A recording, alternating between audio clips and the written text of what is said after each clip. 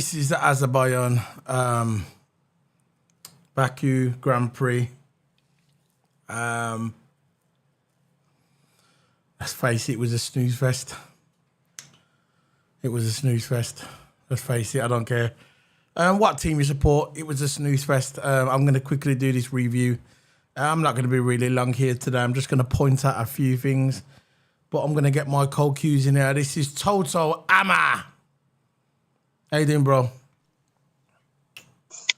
There you go, TOTO Hammer. I've just basically just set the stream and let's just go and talk about it. I was saying before I put you on here, I was saying it wasn't really entertaining, really. I think even the commentators was repeating that as well. Crafty was, a few of us were saying it's not really entertaining. There was nothing really to talk about, really. There was a couple of pointers, obviously, with the safety car incident at the end with them people jumping into the pit lane before the race had finished when Ocon came in to the pit on the last lap. But, you know, nothing really to talk about. And you can see that commentary is getting bored. Crafty said in the middle of the race saying, "Oh yeah, can Hamilton bring any entertainment to this race?" Because the whole race was boring. And lap one was all right. Of course, lap one is all right because there's always controversy lap one. Yeah. And especially here. Yeah, man. There was one point that stood out for me at the end of the race where Ocon pitted at the last lap. Yeah, he pitted the last lap. That's what I just said. The photographers. Yeah. Yeah, and then everyone was all greedy. Luckily, no one got hurt, but yeah, man, the whole race was just boring. It was just boring, just like the sprint, just like the qualifying. It was just. I'm not sure if it was even a good weekend. This F1 weekend weren't good at all. By the beginning of the race, you had, like you said, the first lap is always usually the most entertaining, especially here. But when the race started, Max got a good start, but Charles still got the better of him at the beginning. But we knew when Max passed Charles Leclerc, we knew it was a matter of time what was going to happen. But I think that was a good move by Charles Leclerc. Lewis' tyres were graining at lap 7, which I'm not going to really go over it in detail. Like I said, we're going to do that at the debrief on Monday. But his tyres were graining. He had Alonso playing strategy in between. He was going to help out Ocon. Help out his teammate Lance Stroll, talking about the brake balance would be better in the corners. Lance Stroll was struggling because he hit the barrier, and it was all right. I think Alonso and Lance Stroll are good teammates. I think they're a good fit. I do, because I think Lance Stroll respects him.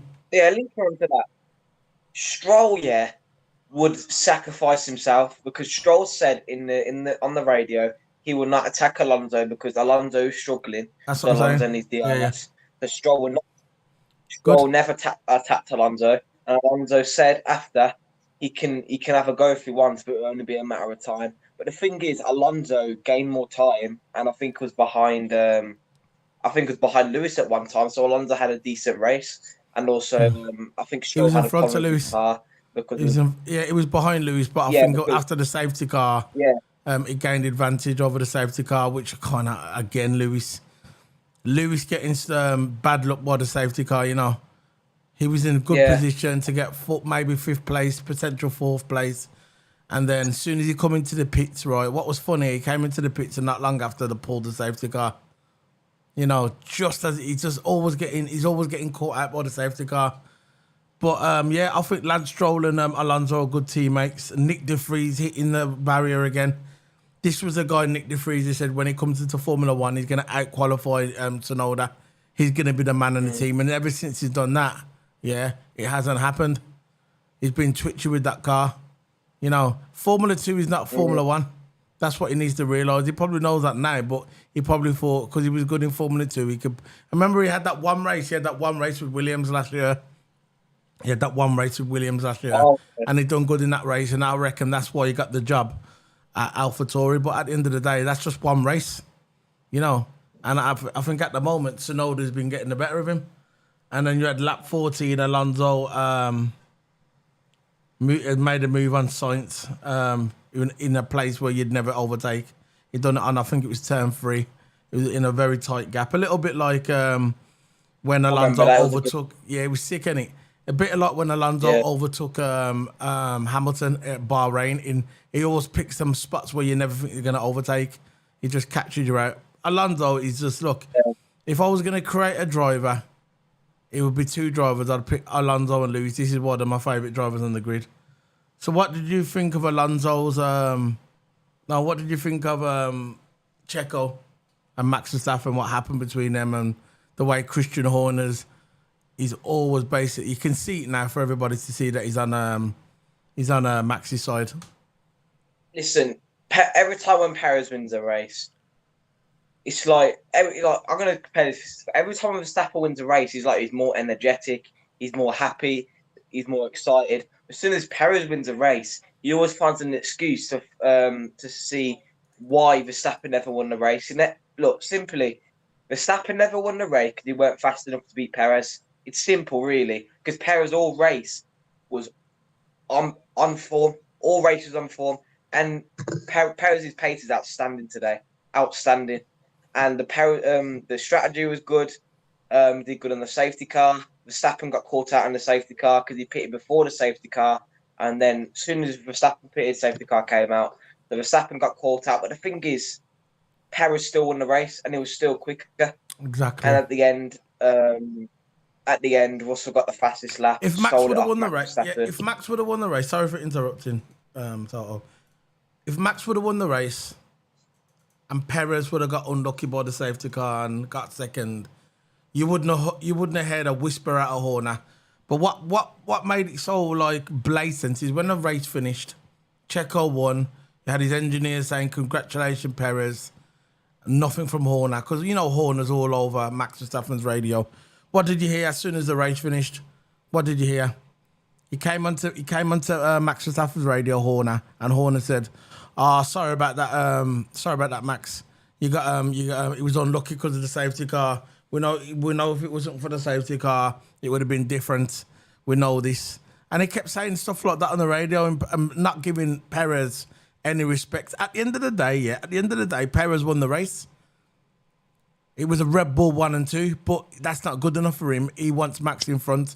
Listen, we all know as fans that it's all about Max Verstappen in Red Bull, but now he's blatantly coming on TV and basically showing it. And you know, Perez must be thinking, you know what? Keep talking, man. All this is doing, if Perez is clever, this should fuel him to do better and to beat Max Verstappen, to shove it in their faces, because that's what you should do.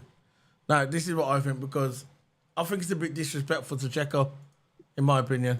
Yeah. Look, Max is in front, yeah. I think it's 6 points is in front now. Look, Max was struggling. He said he was struggling with his balance at lap 30. He said he was saying that yesterday as well. Maybe the fact is you're not struggling with your balance. Maybe it's the fact that Perez is better around here. Personally, do you think Perez is a better driver than Max? Look, I've always said it. I'm going to say it. Perez is a better driver than Max. If Perez can race a race clean. Verstappen, we always mention this. Every time he used to go wheel to wheel, always collision. But when Perez is in the race, he does it cleanly. He doesn't moan. He doesn't go angry. He just does it clean. Exactly. And conservative. And then it's a huge difference there of drivers. Yeah, every time Max Verstappen overtakes someone, there's always controversy. Why can't he ever overtake anyone clean? Know what I mean? Anyone clean. So what do you think of the overall race? That's what I'm trying to ask you. What do you think of the overall race? The race, I said this in the beginning, it was boring the whole race. Of course, lap 1, Leclerc had a good start. Double yellow flag for Tsunoda because there was a little bit of debris on the track. And Verstappen take Perez on the starting line. So Verstappen had a better start than Perez. Verstappen was already catching Leclerc, of course, because that Red Bull car is really quick. And after that, Verstappen and Perez overtook Leclerc, there's no fight. It was, of course, going to be a Red Bull 1 and 2. unless it's a DNF. So yeah, man, the whole race boring. Hamilton got in some battles, but not even that could bring the entertainment because the Red Bulls in front. No one could catch the Red Bulls. Lando did an all right move. I think it was. Lando. Yeah, caught. I remember that. Yeah. He passed Hockenberg and who else? Hockenberg and who did he pass? Tsunoda. That's it. Hockenberg and Tsunoda. Him and one overtake at turn 7. That overtake from Lando was a good moment of the race. That was a good moment, wasn't it? They never really talked about that on the TV. So what I'm gonna wrap it up. Yeah, no. What do you say? Well, you carry on. The thing is, my best moments of the race is lap 1, the controversy between Leclerc and all that, and then my second best moment is the Lando Norris 2-1 overtake, and the third moment is when Ocon pits and all the photographers was in all in Parc Ferme, and the race hasn't even ended yet. So they're my 3 moments. Well, I'm gonna wrap it up for the position. It was Perez on top with 25 points. Second, Max Verstappen. Third place, Leclerc. Fourth place, Alonso. Fifth place, Sainz. Sixth place, Hamilton. Seventh place, Stroll. Eighth place, Russell. Ninth place, Norris. 10th place, Tsunoda. 11th place, Oscar Piastri. I thought Oscar Piastri would have passed Tsunoda, but he never. Tsunoda held it off. Albon 12th. 13th, Kevin Magnussen. 14th, Gasly. 15th place, Ocon. 16th place, Sargent. 17th place, Nico Hülkenberg. 18th place, Bottas. 19th place, 1 year Joe. And last, Nick de Vries. And I think about it, right, when I was talking to... I know you're struggling to do this review because I'm struggling as well because there's nothing really to talk about. Understandable. When I was talking about Christian Horner at the end, there was interviewing Christian Horner. Christian Horner said, I thought that Nick de Vries was going to reverse out of that. I don't think there should have been a safety car. I don't understand why he couldn't reverse. And the thing about it, what makes me laugh, which I'm going to talk about on my video, I'm going to talk about it at the end, just downtime. I'm going to let you go in a minute, Toto. I don't want to keep you here longer than you have to because I know the race was just diabolical. I understand. Yeah. So before you go, right, just do your last briefing on the race and go through any details you need to talk about. I'm going to just wrap this video up because the race was boring. Yeah, man. Stroll, lap 24, Stroll was struggling with the rear of his car. Lap 44, Mercedes was looking to give Lewis more power because Lewis was catching on Sainz, but he didn't have enough power. Mercedes was looking to give him more power, but didn't work out in the end. It was close, but just not enough. Lap 45, thing is that got me cracking. Hulkenberg was going 45 laps on hard. This was lap 45 in her. And Hulkenberg went 45 laps in a hard. So that time management was good. I'm not sure if he pitted towards the end. Ocon pitted, so he got away with it. I'm not sure what's going to happen to Hulkenberg. I think he pitted, but I don't know what happened to Hulkenberg. If he never pitted, of course, he's going to get a penalty for next race or penalty for this race. And yeah, so Lando Norris, we already talked about that. Lap 50, Russell pit for the fastest lap. Got the fastest lap done, took it off Max, and that's what made me happy. So yeah, man. I think it made. There's nothing. There's nothing really else to talk about. All I've got here is my pit stops, safety cars, the Ocon, and Mercedes looking to give him more power. So that's basically all I've got. I'm actually playing a game on my PC. I'm actually playing a game on the PC because there's nothing to talk about. Not really. I'll let you go, Toto. You want to plug anything before you leave? Yeah, by the way, before we're leaving, so yeah, you can say that about the football. Yeah, of course, we've got football later. We've got watch along, player ratings, of course, live reaction as well. And yeah, man, there's still stuff to come for today. Let's hope that Liverpool actually pulls out a win. Yeah. All right, then we're gonna wrap it up. I'm gonna let you go, Toto. I'm gonna do See my you last. later, guys. See you later. Toto Armour. Bye. Before we wrap up, I'm going to say a few words before I leave. No. When Lewis Hamilton got screwed by the safety cars 5 times last year, all I heard is the commentators say, That's just the way it is. I heard multiple people, race engineers, team principals, that's just the way it is. Fans, haters, that's just the way it is. Even though we got screwed 5 times under the safety car where George Russell capitalised on it, I don't blame George Russell. I do not blame George Russell at all. Not at all. He's just doing what he needs to do. But the thing about it, where you get these commentators and you get all these media and you get all these fake F1 fans, I remember there was coming out today and they were saying this sport has gone. And my friend was saying on here, he goes, this sport has gone to the dogs. That was suggested. The commentators were suggesting that Max Verstappen should get his place back after the safety car. That it wasn't right. That's what they were saying. They said that Max should be given his position back after the safety car because he lost that position under the safety car. This is what I'm talking about Sky Sports commentators and the media and these fake fans, haters. They don't know what the rules are. How can someone get the position back because they lost it under the safety car? Why? Because it's Max Verstappen. Why? Because he's a fake champion. Why? Because he's a cost cap champion. Is that what it is? What about Lewis when he lost out in the safety car 5 times last season? You never heard Lewis moan. You never heard the commentators or media say, oh, you know what? Lewis should get his place back. I remember Carew coming out and saying, because it is what it is. That's it. You just got to move on. But there was no move on for Max Verstappen, no. Max Verstappen should get his place back. And this is what I'm talking about, the stupid biased commentators. Not all of them. Damon Hill, respect. I've got 100% respect for Ted Kravitz because he calls it how it is. But it's just this constant bias towards him. They just don't like Lewis Hamilton. I just don't understand. Actually, I really do understand. I know why they don't like him.